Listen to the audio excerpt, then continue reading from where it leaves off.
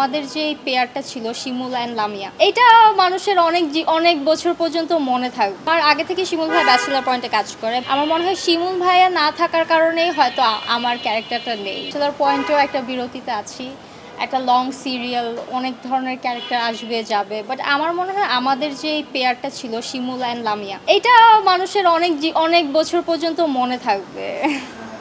হ্যাঁ, আমরা একসঙ্গে নাই, বিকজ আমাদের যে পেয়ারটা সেটা কিন্তু একসঙ্গেই ছিল। যদিও আমার আগে থেকে শিমুল ভাই ব্যাচেলার পয়েন্টে কাজ করে, বাট একসঙ্গে পেয়ার করে আরও একটু বেশি জনপ্রিয়তা পেয়েছি।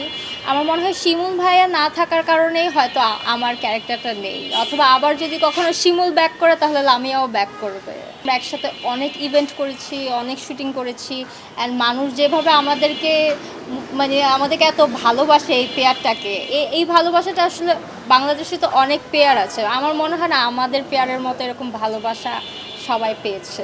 ওনাদের সাথেই কাজ করে এসেছি, আমরা সেটা একসঙ্গে বড় হয়েছে এটা আমি বলতে পারি, বিকজ আমরা 4-5 বছর ধরে একসঙ্গে একটা সিরিয়াল বা অনেকগুলো একসাথে কাজ করেছি।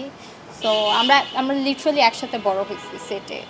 ওনাদেরকে আমার নিজের মানুষ মনে হয়, নিজের ফ্যামিলির মানুষ মনে হয়। অ্যান্ড হ্যাঁ, অনেকদিন কাজ হচ্ছে না, তারপর আমরা একসঙ্গে কাজ করেছি, একটা কাজ করেছি শর্টকাট বঙ্গর জন্য, একটা শর্ট ফিল্ম করেছি।